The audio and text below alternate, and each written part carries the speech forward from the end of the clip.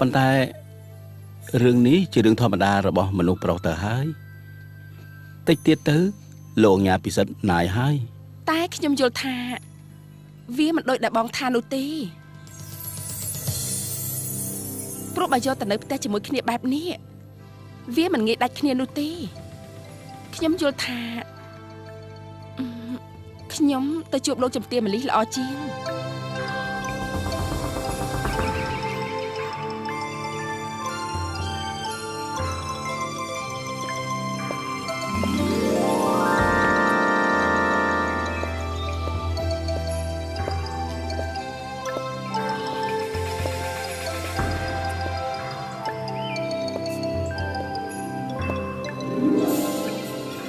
អ្នកដាក់ដែរ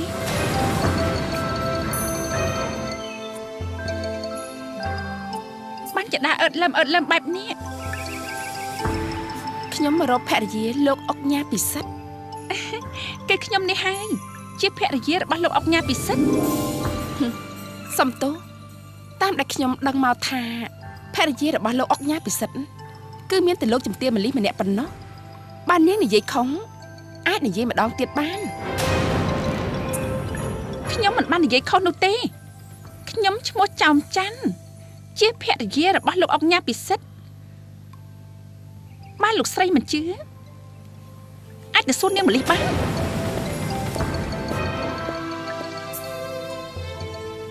មិនបាច់សួរខ្ញុំទេព្រោះទោះជាសួរក៏ខ្ញុំគ្មានចម្លើយឯណាចាំមកឆ្លើយប្រាប់លោកជំទាវដែរម៉ាលីខ្ញុំពិតជាមិនយល់ទេហេតុអីក៏លោកអុកញ៉ាពិសិដ្ឋđóដែលយកមនុស្សស្រីមានរឹកពីសម្ដីអាក្រក់បែបនេះមកធ្វើជាប្រពន្ធខ្ញុំមិនចង់និយាយអ្វីពីគេម្នាក់នោះទេគ្រាន់តែមានរឿងបែបនេះកាត់ឡើងខ្ញុំខ្មាស់គេស្ទើរតែមិនហ៊ានជួបមុខអ្នកណាទៅហើយកុំចុះចាញ់អីណាម៉ាលីយើងមិនមែនជាអ្នកខុសនោះទេគឺស្រីនោះវាមុខក្រាស់ដឹងហើយថាលោកអុកញ៉ាពិសិដ្ឋមានប្រពន្ធរួចហើយក៏វានៅតែមកជ្រៀតជ្រែកសុភមង្គលអ្នកដទៃទៀតគ្មានគេខ្មាស់សោះខ្ញុំដូចជាពិបាកចិត្តជំនួសលោកជំទាវមិនទាន់មានកូនផងវាធ្វើរឹកពីបែបនេះទៅហើយចុះតម្រាំមានកូនទៀតនោះតើវាមានរឹកពីបែបណាទៅ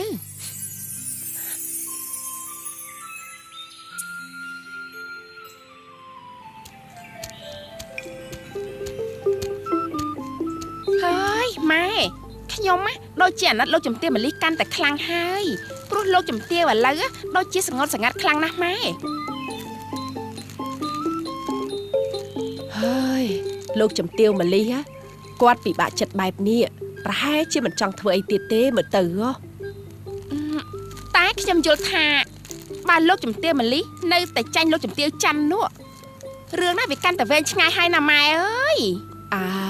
វាវែងដូចរឿងប្រជិនវង្សអញ្ចឹងណែនាងនេះពួកមាត់ស្អុយកុំចូលចិត្តនិយាយដើមនាយចវាយច្រើនពេកវើយប្រយ័ត្នទៅ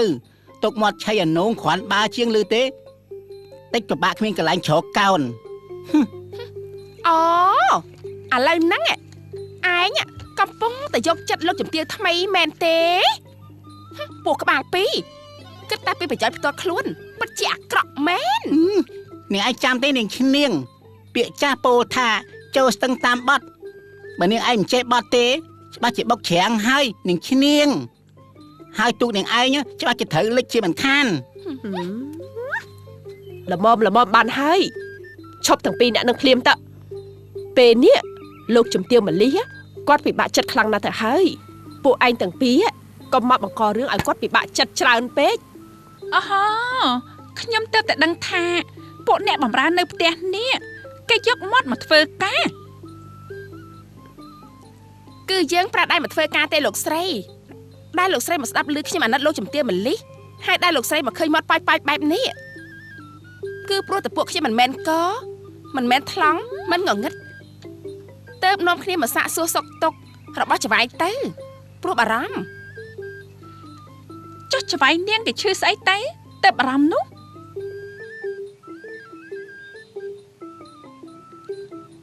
ហើយ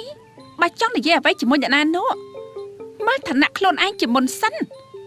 បើគ្មានកញ្ចក់ឆ្លោះទេយកទឹកត្រឡប់ដងឆ្លោះមើលទៅ បាច់ជាអ្នកបម្រើគេធ្វើតែកិច្ចការជាអ្នកបម្រើគេទៅកុំចេះដឹងច្រើនពេក ចានាងខ្ញុំកំពុងតែធ្វើបុកទឹកគ្រឿងហើយនឹងធ្វាប់ដុត នឹងមកហូបសម្លឆានងជាមួយពងទាចា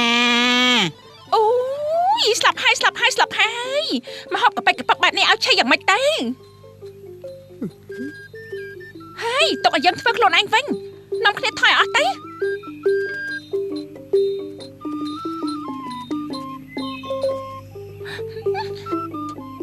លើយើងថយទេហ៎ក្បាលរឹងណាស់ពួកឯងនេះទៅក្បាលមកច្រៃនឹងឥឡូវនេះ អូយដោះទៅនាងឈ្នាង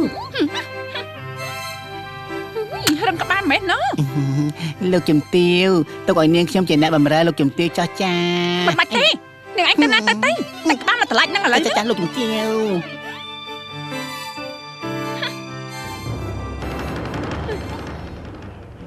ពួកអ្នកបម្រើផ្ទះនេះសិតតែគ្មានបានកើតទាំងអស់ពេលទំនេរនិយាយដើមចវាយនាងចាំមើលណាយើងនឹងកែប្រែច្បាប់ថ្មីនៅក្នុងផ្ទះនេះឲ្យតតែបាន កាចដូចខ្លានាងឈ្នាងអូយ ហើយពួកឯងមានរឿងអីបានចំណោះគ្នារត់ស្លន់ស្លោអញ្ចឹង ចាពួកខ្ញុំរត់កិច្ចពីកញ្ច្រាញបន្លែនិងផ្លែបន្លែរបស់លោកជំទាវច័ន្ទ យ៉ាងម៉េច គាត់ប្រដេញពួកខ្ញុំឲ្យចេញពីចង្ក្រាន ព្រោះលោកជំទាវចង់ធ្វើមកហូបជូនលោកអង្ញាដោយផ្ទាល់ដៃចា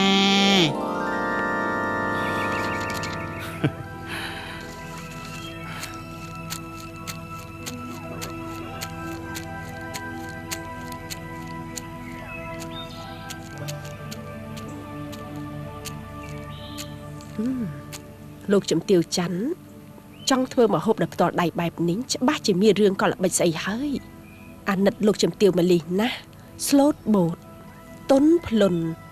បែបនេះធ្វើម៉េចនឹងដេញទាន់កលមេជារាប់រយពាន់ចម្ពុះបានទៅ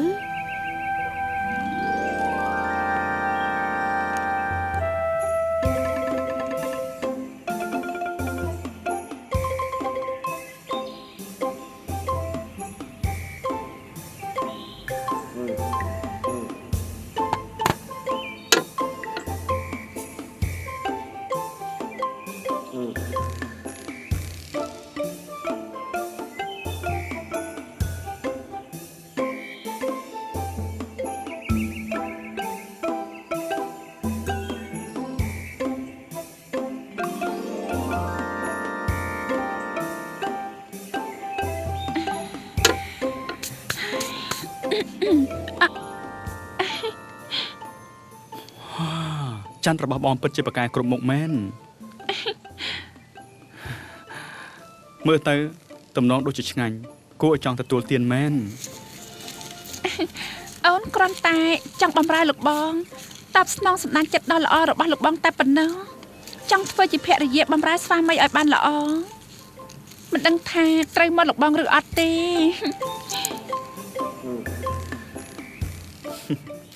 ឲ្យតែជាស្នាដៃរបស់អូនច័ន្ទសុទ្ធតែឆ្ងាញ់ទៅទាំងអស់ហ្នឹង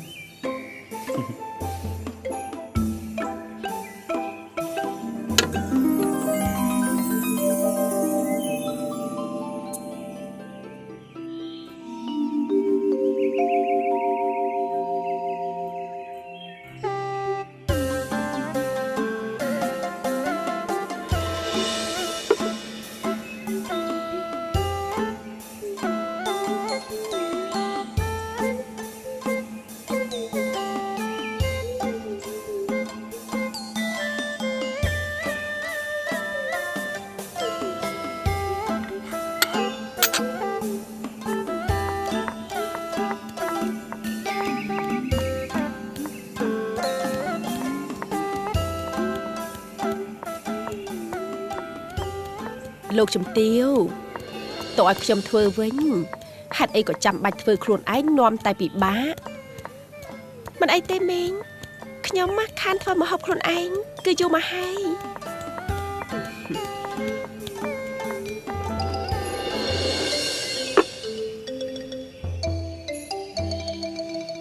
ថ្ងៃនេះខ្ញុំអាំងត្រីធ្វើទឹកត្រីផ្អែមដើម្បីជូនលោកបងនិងអ្នកម៉ែពិសាឲ្យបានឆ្ងាញ់ហើយជ្រើសរើសបន្លែស្ដៅមកផ្សំព្រោះមានប្រយោជន៍ណាស់ស្ដៅធ្វើឲ្យត្រជាក់ក្នុងខ្លួនវាដូចជាថ្នាំម្យ៉ាងដែលមានប្រយោជន៍ខ្លាំងណាស់ បើគ្រាន់ក្តៅល្មមពិសាស្ដាយច្រើនទេក៏អាចស្រួលខ្លួនបានដែរ គ្រាន់តែឃើញបន្លែគ្រប់មុខហើយនឹងឈ្ងុយត្រីអាំងរបស់ច័ន្ទបងត្រៀមមកឆ្ងាញ់ស្រាប់ទៅហើយ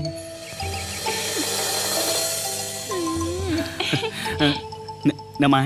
អញ្ចឹងភ្លក់សិនទៅប្រកាសជាជាប់មាត់មិនខាន តើឯងឆ្ងាញ់ម្នាក់ឯងចុះម៉ែចាំហូបកូនម្លិះវិញ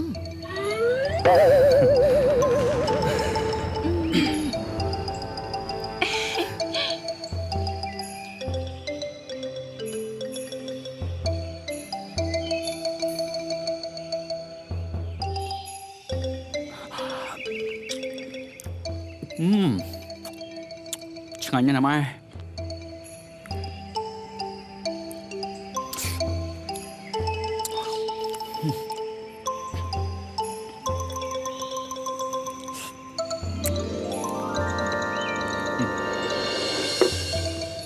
ថ្ងៃនេះបានមកហូបអីដែរកូនមលី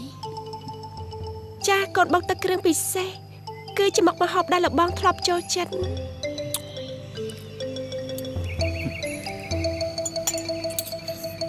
លោកបងពិសាឲ្យបានច្រើន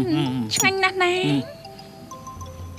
លោកបងសាប់ភ្លុកបន្តិចទៅមើលតើឆ្ងាញ់ដែរទេភ្លុកបន្តិចសិន អូ ទេ មិនទេបងកំពុងតែជាប់មាត់ជាមួយនឹងទឹកត្រីផ្អែមអានោះទុកសិនទៅណាព្រោះជាម្ហូបដដែលវាតលន់ខ្លាំងណាស់ លោកបងភ្លក់ស្នាដៃរបស់អ្នកបងសិនទេមិនអាណិតគាត់ទេអីគាត់ខំធ្វើបំរើប្តីគាត់ខំធ្វើអស់មកព្រឹកធំទៅហើយទំរំតែរួចបានអ្នកណាមិនទទួលទានទុកឲ្យម៉ែទទួលទានក៏បានដែរ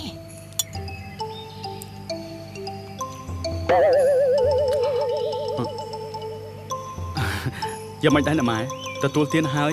មានរសជាតិយ៉ាងម៉េចដែរ